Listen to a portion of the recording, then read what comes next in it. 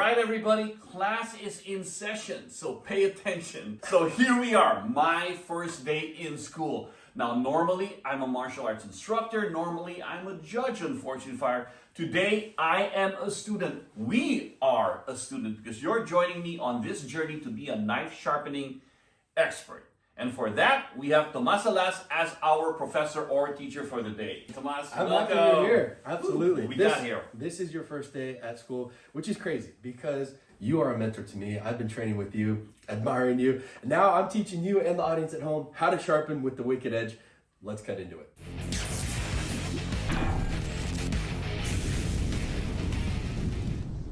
So as an instructor or student that I am today, I want to know, what's this all about? What is sharpness? It's important to understand the what before the why and the how, right? So what is sharpness? Every knife that you have to sharpen. It will eventually dull no matter what it is, whatever super steel. Anytime you use it, you're dulling it, right? Sharpness is basically taking that edge and making it as thin as possible or as sharp as possible. But there's also different levels of sharpness. For example, you have a straight razor for shaving and very fine tasks. You're not gonna take a straight razor and go try to chop down a tree, right? It's gonna break, it's not gonna do the job. You have an axe that has more robust strength to it, but it's not necessarily as sharp. So the first thing that we're gonna understand is what tool are we sharpening? All right, so that's good. So now we know what sharpness is. Sharpness is about cutting. You have to have that edge that you can run the edge to be able to cut something, and also puncture depending on the angle when you're puncturing into something. So that's what sharpness is. Now, my next question as we go through this process, why do I need to sharpen a knife? Don't they always come sharpened anyways? That's a great question. Usually from the factory, depending on the level, it's done by a machine and there's a lot of imperfections. Or if you're getting a custom blade, it could be, but you want to maintain it. So why do you need to sharpen? Well, safety, right? A sharp knife is a safe knife. And I've learned that from scouts, right? A dull knife is dangerous, a sharp knife is safe. And the reason for that is because when it's dull, right? You have to put more work into it, and it could affect your accuracy, your control of the weapon, or control of the knife. It affects it when you're trying to do more with it than you're supposed to. And I'm sure you've seen that and experienced that on the show, doing not only the kill test, but also the sharpness test. You have to put in more effort, and it became very dangerous. Yes. Sharp knives are safer. The other thing is that it can increase your efficiency as a tool, right? Depending on your job. Maybe you're a chef, you're slicing through sashimi. Maybe you're a first responder and you need to make sure that you cut that seatbelt in one stroke to get a rescue. There's a lot of factors in play, but it will increase your efficiency depending on the task, including personal protection. Yeah. Now, what about blades and edges? Now, this is for me working on the show on Fortune Fire and understanding sharpness, right? I know that blades and edges are perishable, meaning after you cut with it, if you look at a microscope, you'll realize that every use of it will dull your edge. True, absolutely. And that needs to be maintained. But there's also a ton of different ways that you can sharpen a blade because it's one of the oldest things that we've been doing as humans, right? We've been sharpening on stones and rocks for a long time, but that takes a long time to master, right?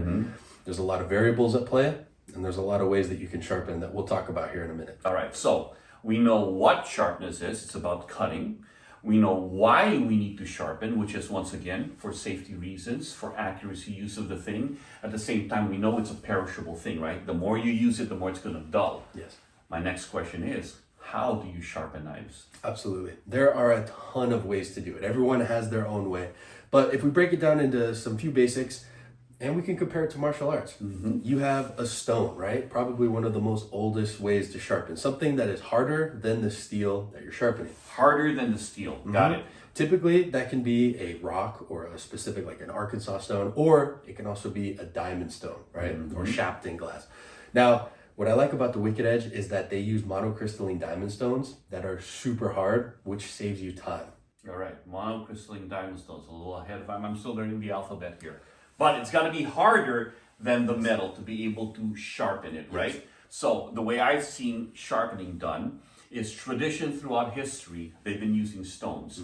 Now, that could be very meditative. It's fun. It's easy to have available. But I also know you need to know what you're doing. Yes. And that takes a lot of mastery, a lot of muscle memory, because as you're also sharpening, you can also ruin the edge if you don't know how to sharpen. So it requires skill. You require the variables we're talking about, which are what? You need a strong base, right? You need to have movement and you need an angle. And those are basically the three things for sharpening: the base, the angle, and movement. The sharpening things that we have through history, you have the stones that can give you all that. So you've got movement, the base, and just how to get that right angle. But we also have belt grinders that we use on the show. And I know this about belt grinders. It is powerful because the belt grinders to me are the tough martial arts that are out there, the ground and pound. You have mixed martial arts, kickboxing, wrestling, judo, all these things that if you don't know what you're doing, you can get hurt. Exactly. And the same thing now with the belt grinders, if you don't know what you're doing, you can hurt your knife and your edge. I've seen it when I felt it myself. The heat can take away the temper of the blade.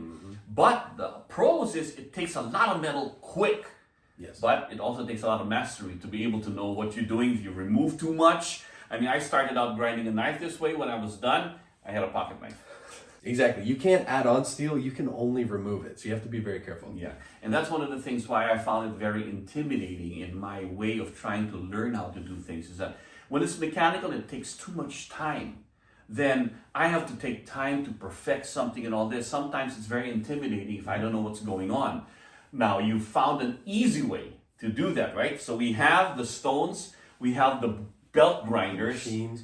and now what do we have here? We have a hybrid, is essentially what I like to call it. This is what I would consider the Kali of martial arts. Why? Because in Kali, we're using tools. We use a weapon or a tool to increase your survival rates.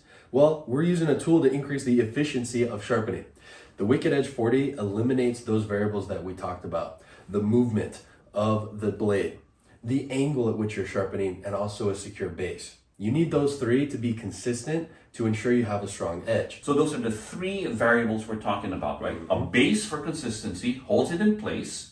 The movement to get the angle that you're doing and the proper pressure so that you don't overgrind one area, you want to be even. Exactly. Right? So talking about those three variables, the Wicked Edge eliminates all of those to ensure you have consistent strokes every time. We have a strong, durable base that you can clamp on, or we're going to affix it to a base plate.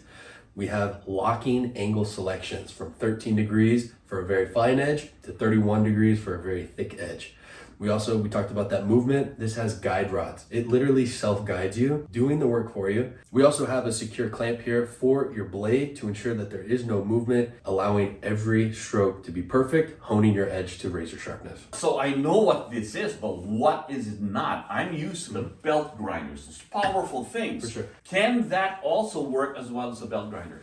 I would say that this is great for any blade that has a primary edge or touching up blades that have already had an edge. For example, Yeah. we'll use this as an example, right? This is basically a trainer. It's a knife blank, meaning that we have the form of a blade, but look, it's very thick on its edge right here, right? If I use this on the wicked edge, can you sharpen the edge over here? I'm sure you could, but it's gonna take a long time. You're also gonna eat through your stones. So I would say this is not meant for heavy duty reprofiling of a blade profile, meaning those bevels and all that. For the edge, absolutely. This is gonna be great at maintaining your tools and ensuring that you can keep them sharp. And I bring that up because it's important to realize that this has its limitations just like belt grinders have theirs, right? Of course. Belt grinders are great for quick removal, but once you have the bevels in there and you start to maintain the edge, this is the easy answer. I don't need to put the belts on. I don't have to worry about heat. Exactly. And it's also because it's so easy because all those variables you're talking about, pressure, I have to have certain pressure to be even all the time. And then we talk about the angles, right? This already has the knobs over here so that I can choose the right angle for each side perfectly. Perfect. So it's symmetric. And then we also have the movement, easy enough movement. So it's almost like, I don't know, very user-friendly. It's like bowling with the lanes up. We got bumper bowling, right? So it makes everything easy. Easier. Let's teach you how to actually use it. All right, so normally if I were to use the belt grinders, which I did a couple of times that I forged, I realized that I got to put a lot of time in, a lot of years in repetition to get that muscle memory to do a good job. Now, that intimidated me because I'm a busy person. Let's see if this can allow me to actually be efficient in a short amount of time. All right, what we have here is a standard chef's knife. This is a Japanese steel, so we're giving you a little bit of a challenge because you're an advanced beginner. We have a high carbon steel blade, ZDP 189 steel. But before we test it, we also like to ensure that we know it's dull. So how can you test for sharpness? I usually like to use a piece of paper. It does a great job at giving you feedback on the edge. You can also see if it bites into your thumbnail, and if it slides off, it's not sharp. If you're worried about that, you can also use a Sharpie. If it's not biting onto the Sharpie, it's pretty dull. By bite means digging in. Yeah, if it digs in, like we have a sharp knife here, the second I touch it to the Sharpie, it bites and it sticks to that blade right there. So that's a sharp blade. Now we're gonna teach you how to sharpen using this blade. So what we have here is your typical blade that everybody probably has. You have some kind of kitchen tool or your pocket knives or anything else. So it comes already with a pre-ground bevel. It's got the shape and profile and everything else. Now, I know we've been using this, and that's one thing we know. Why do you need to sharpen your knife? Because in its use, it will dull. Well, is it dull? We'll find out. So here's our test with a cutting knife. Does it bite in? Okay, and if you see the way I'm cutting at an angle, I'm also running the edge, right? Just so that you know, we made sure, there you go. Sometimes just one spot it cuts in. I'll go take another piece of paper here. Okay, not a nice cut. Run the edge so it's not biting in. So it was sharp because there's some areas that can kind of dig in. There's some areas that don't. So we know which edges have been used. What's next? Now we're going to use the WE40 to sharpen this blade. And I specifically chose the WE40 because it is the most affordable model that WE has ever come out with. Typically they have the $800 to $1,000 to $1,500 sharpeners, but the best thing is that you can get the same edges on those models with this. And that's what I love also. When I'm getting into something, cost is very important to me, right? I'm not an expert at it. I'm trying it out. Oh, $1,500 professional grade. Oh, it goes down to $1,200 and $1,000, and it's a lot of money for me. But at that price point that you're going in, $185, and I can actually feel like I'm an expert. We'll find out. We'll find out. First off, we're going to clamp this to a base. Now you can use the clamp or you can use the base that WE has on their website. We're going to screw it in and then we're going to clamp it and find your angle. Okay, so what's that thing that's holding onto the spine? I always recommend that you add a shim. You can either do it with tape, or WE also has the shims that you can get. It's just a paper shim. It protects the coating of it. All right, Doug, we got it mounted into the vise. Now here's the thing. This is a crash course just to get you started on the sharpening process. So we're going to quickly go over how to find your angle. And for that, the secret is a Sharpie. All right. What you do is you take a Sharpie marker and you basically just coat that fine edge. What this does is it gives you visual feedback of where you're hitting to find out where that apex is, so you can line it up perfectly. So I just simply run this across the edge. Included with the WE40 are two sharpening stones. We have a 200 and a 600. And what that means is we have a coarse grit and a fine grit. So a coarse grit, being coarse, removes more material. It's going to be much faster, and it's the lower number. So 200 in this case is going to have a very aggressive texture. The 600 is going to give you more of a polished, refined edge, right? And that's because it is a higher number. So you want the coarse side because it removes more material, and you want the more polished side to polish the edge. Exactly. Right? And not only for polishing, but let's say I want to resharpen this blade. The 600 is going to be great at just touching it up because I already know the angle that my blade's going to be sharpened at. It makes it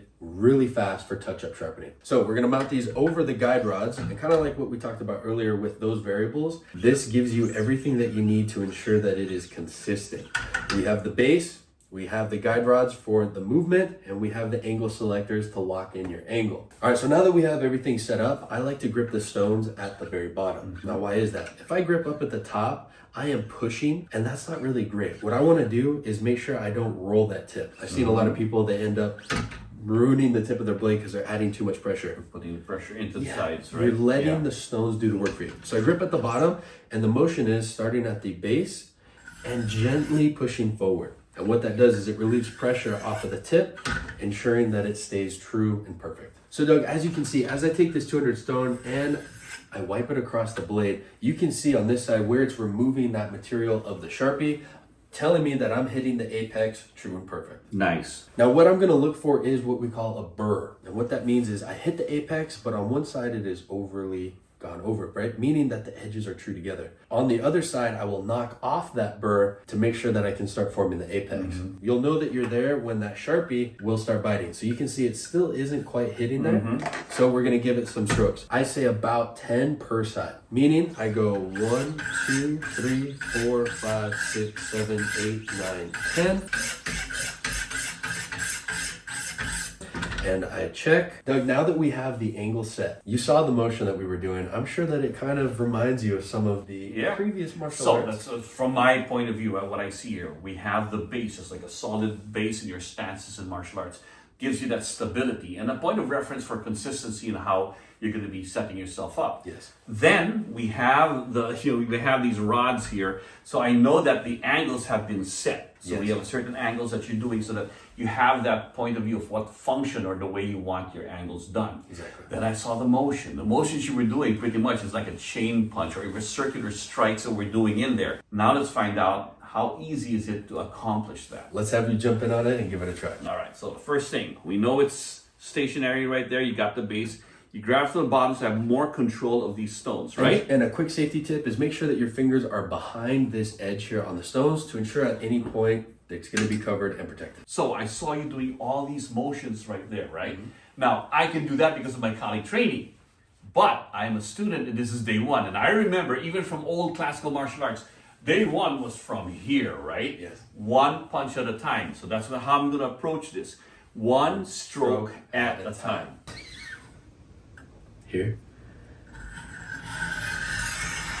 And run it. Perfect. We talked about making sure my thumbs are behind that line there for safety.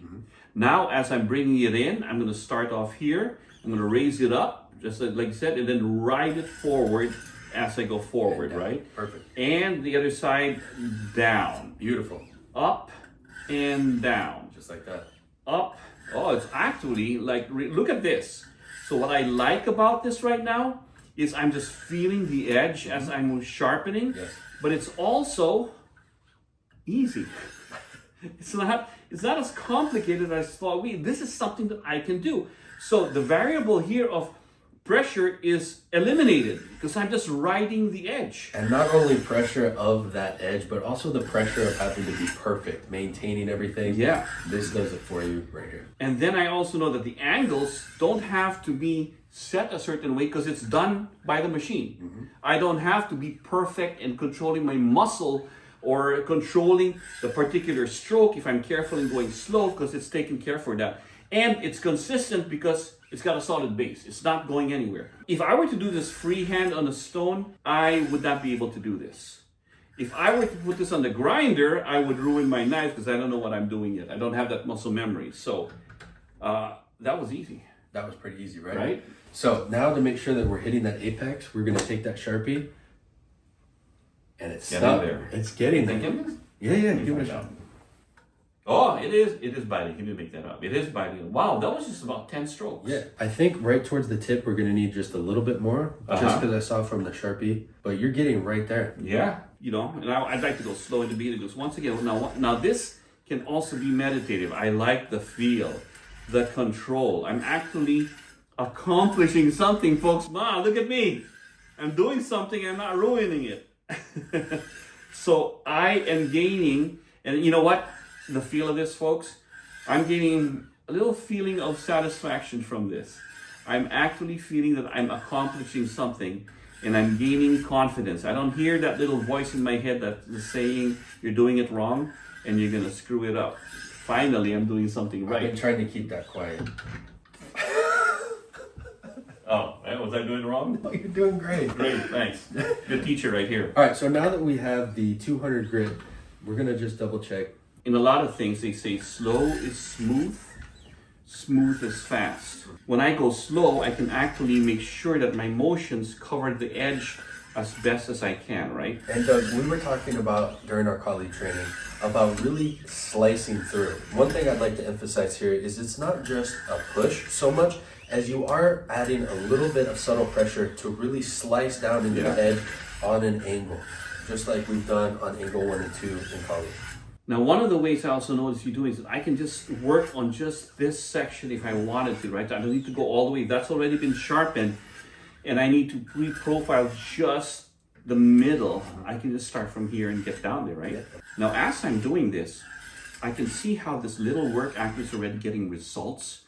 But of course, if I get to the level of someone like you, you can get results quickly. Yes. But either way, you're getting results. Absolutely. Doug, one thing I'll jump in to show is, like you said, once you get that motion down, it becomes a dance. It becomes something where you know that motion is going to be consistent every time. Your mind escapes, and it becomes very therapeutic. So I can feel the cut as opposed to just copying the motion. Because that's really what you're doing, is you're removing the material and you are cutting through that steel. So allow it to cut. Don't be afraid to put that pressure and cut through. Perfect. So now I can see it biting, but also in the same time, it's got a very coarse feel. So toothy, I know that it's toothy. And this is what we call in forged fire. It's got that toothy edge, right? And the toothy edge is, if you look at the microscope section of this, right, you can see all these little things on the edge because you've been cutting the metal around it. You've been removing it. Yes. But that can be very grabby when you're cutting. And now what's the next step? Now that we have that 200, you can feel that it's toothy. We're going to rotate the stones to the 600, which is still removing material. It's going to give you a good working edge, but it's going to refine that edge. It's going to, polish it, right? And when they polish edge, this means not shiny. It's about removing all the toothy edges. And the reason for that is better efficiency when slicing, less drag. Now, don't get me wrong, you can absolutely have a good working toothy edge if you're slicing through leather, canvas, things like that. But if you're using this as a chef's knife for food prep work, I recommend a more polished edge for better cutting efficiency. Yeah. So that's what we talk about in Fortune Fire. We say design it for the test. Right. Different materials require different kind of edges, right? So it's important to pay attention to what you're cutting. With a toothy edge, that means that teeth are in there. You want it because it's going to grab onto the material and cut it, right? But if you have materials that are very smooth already, that you don't want it to grab on, you want to slice through, you want a more polished edge. And saying polished doesn't mean it's shiny. It just means it's smoother to where the edges meets the material. And I call it refining it, because you're really building that edge, and Wicked Edge gives you a ton of options for stones, attachments, modifications that you can do to your edge, even all the way up to a beautiful mirror polish. So make sure to stay along for this journey, because we're going to teach you how to do all of that. All of it. So now all I have to do is just flip it around, right? So much easier that way, right? So the same thing, one step at a time. And the motions are exactly the same? Exactly the same. Still pushing down and cutting all the way through. So you know what I love about this? What's that? I am actually finding that this is very meditative. I mean, my mind is focused on the feel. The feel alone gets me to focus on one thing. I'm not thinking about what's on TV. I'm not thinking about what martial arts I got to do on the side. I'm just feeling this, and for one moment in time, I'm transported to another place. This is very therapeutic. It is. I call it meditation through movement. I love that. And we do that in Kali. We do the martial arts. Exactly. I actually get to do it as a sharpening system. That is a big perk for me. All right, so we just finished with the 600. We're going to pop these off, and now we're going to take it out of the vise. Now it's time for the moment of truth. It's time for the sharpness test. All right. So earlier, it wasn't cutting as well. Let's find out all that work that I got to do 5 minutes ago.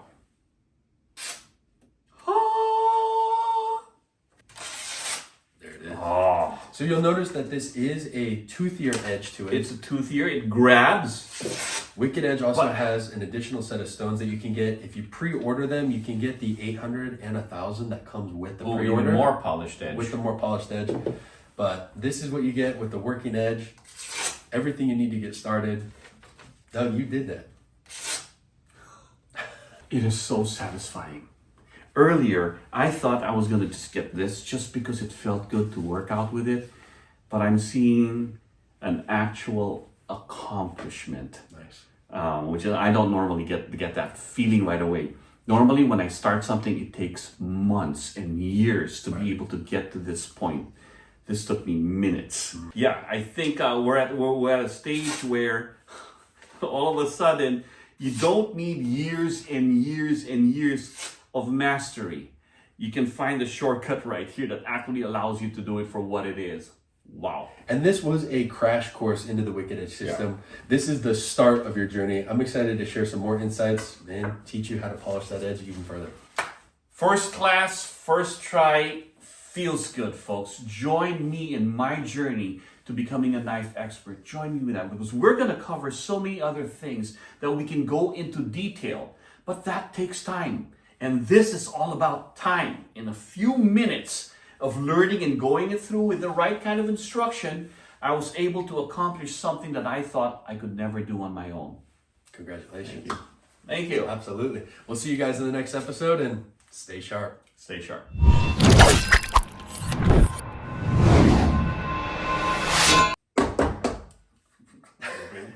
Slice. All right, everybody. Wait, class. one more time. I wasn't looking. All right. Ready? Here we go. This is it. All right. No.